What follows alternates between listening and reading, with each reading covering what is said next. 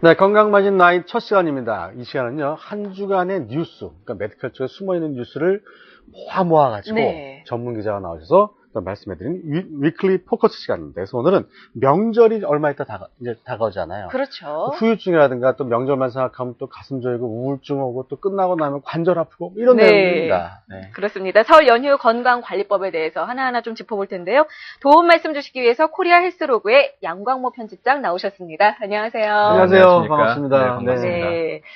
다음 주면 벌써 이제 설 연휴가 시작되잖아요. 네. 연휴라서 좋긴 하지만 연휴하면 제일 생각나는 게 바로 귀경길 아니겠습니까? 귀향길 정체 생각하면 정말 벌써부터 온몸이 조금 포근한데요. 어떻습니까? 네. 한 자세로 오랫동안 장시간 운전하는 거 좀 안 좋죠? 네, 그렇습니다. 한 자세로 고정된 자세로 운전을 하다 보면 근육에 경련이 올 수가 있습니다. 근육 경련뿐만 아니라 근육의 통증 이런 것들이 가장 크게 문제가 되는데요.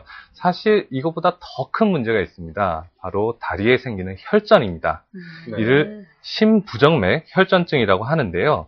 정맥피가 순환하는 원리는 다리 근육이 움직이면서 혈관을 압박하기 때문에 생깁니다. 그런데 이 고정된 자세로 가만히 있게 되면은 정맥피가 하지에 저류가 되고 저류된 예. 혈액에서는 혈전이 생기기가 쉽습니다. 네. 이 혈전이 나중에 날아가게 돼서 폐에 막히게 되면은 이제 폐혈전이 되는 거. 그렇죠. 예, 굉장히 심장에 가면 또 문제가 될 수 있나요? 네, 그럴 수 있습니다. 예. 그렇기 때문에 자세를 자세히 움직여주면서 그리고 2시간마다 휴게소에서 가급적이면 스트레칭을 해주고 운동을 해주시는 게 좋습니다. 예. 네. 근데 그 얘기도 들었어. 비행기를 오래 타도 이런 증상이 나타난다는 얘기 얼핏 들었는데 그 말, 네, 그런 얘기도 그렇습니다. 있죠? 네, 그래서 과거에 비행기 좌석 중에서 이코노미 좌석에서 잘 생긴다고 그래서 이코노미 증후군이라고 부르기도 했는데요. 네. 비행기에서만 생기는 것은 아닙니다. 고정된 자세로 좁은 좌석 공간에서 자동차를 오랫동안 운전하시는 모든 분들에게 생길 수 있기 때문에 주의하시기 바랍니다. 우리도 이거 너무 3시간씩 앉았을 때 밑에서 다리 예. 운동 막 하고 있어야 돼. 자, 네. 그 다음에 우리 그 귀향길 내려가는데 여러분들이 차 안에서 가시는 분들은 음식이 이만큼 싸가지고 그렇죠. 가셔서도 또 우리 아들 먹어야 된다고. 과음, 과식 이것도 문제가 될 수 있겠죠. 그렇습니다. 네. 응급실을 찾는 가장 많은 원인 중에 하나가요. 복통하고 소화불량일 텐데요. 네. 사실 복통과 소화불량뿐만 아니라 요즘에 다이어트 많이 하시지 않습니까? 네. 다이어트 하시는 분들에게도 가장 큰 걸림돌이 바로 과식입니다. 아하. 네. 애써 다이어트 하고 있었는데 명절 때 과식을 하시면은 체중이 불어나기 쉬운데요. 네. 지방이 네. 많은 음식들, 특히 전이나 튀김 종류는 피하시는 게 좋습니다. 네. 또 소화불량이 자주 생기시는 분들도 이런 기름진 음식들을 피하시는 게 좋은데요. 또 하나 음식으로 인한 걱정거리는 식중독입니다. 네. 음식들을 한꺼번에 많이 하셔서 보관하시다 보니까 음식이 상할 염려가 있습니다. 예. 그렇기 그렇군요. 때문에 네, 좀 그렇습니다. 주의를 해야 되겠고요.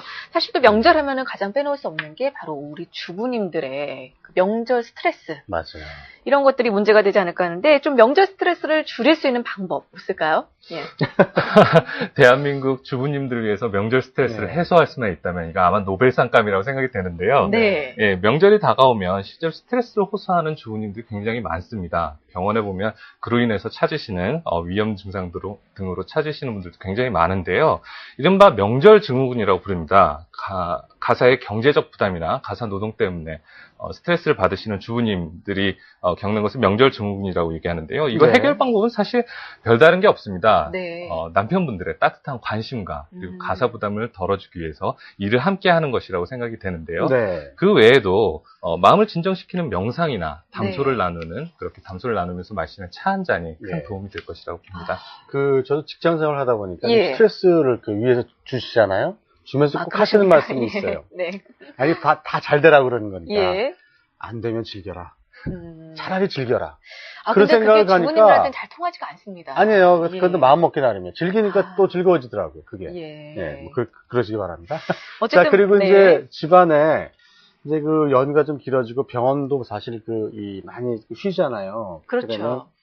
아프신 분들도 있을 것 같아요. 이럴 때 상비약이라든가 응급처치 방법, 또 어디에 또 전화를 거느냐. 이런 것들도 굉장히 중요할 것 같아요. 네, 그렇습니다.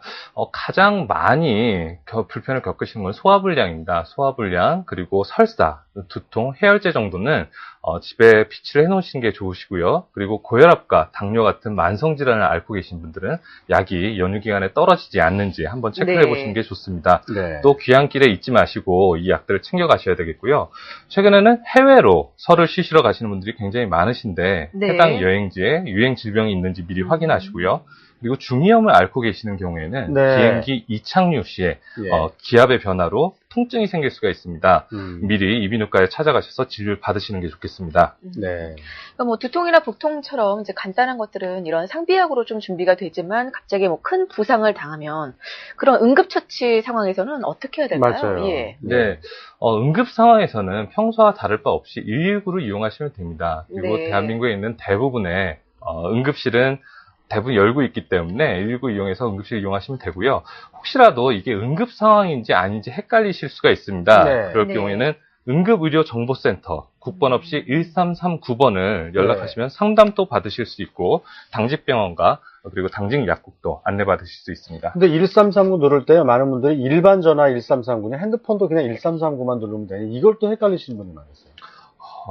핸드폰은 02를 눌러야 되는 걸로 제가 알고 있는데요. 그렇죠. 예. 네. 자, 그래 일단 119는 뭐 어떤 전화든 간에 핸드폰이나 예. 일반 전화든 119 누르면 되는 거고요. 그래서 네. 여러분 꼭 119 기억해 주시고 1339번도 꼭 기억해 주시기 바랍니다. 자, 그럼 마지막으로 연휴 후유증을 없애기 위해서 어떻게 명절을 보내는 것이 좋을지 총정리 시간입니다. 네. 연휴 기간이 끝난 뒤에 일상생활로 복귀하시면서 이른바 연휴 후유증을 가지고 고민하시는 분들이 굉장히 많습니다. 두통이라든지 우울감이라든지 피로감 그리고 작업 능률의 저하가 특징인데요. 이거는 생활 리듬이 바뀌면서 생기는 증상입니다. 그렇기 때문에 연휴의 마지막 날은 조금 시간을 가지시고 가정에 일찍 복귀하셔서 다음 날을 대비하시는 게 좋을 것 같습니다. 다음 날 출근하셔서는 가벼운 스트레칭과 산책 등을 통해 가지고 업무를 복귀하시면 연휴 후유증을 극복하시는데 도움이 되실 걸로 생각이 됩니다. 네, 네, 알겠습니다. 알겠습니다. 네, 지금까지 위클리 포커스 양광모 편집장과 함께 설 연휴 건강관리법에 대해서 자세히 알아봤습니다. 오늘 도움 말씀 감사합니다. 고맙습니다. 감사합니다. 네.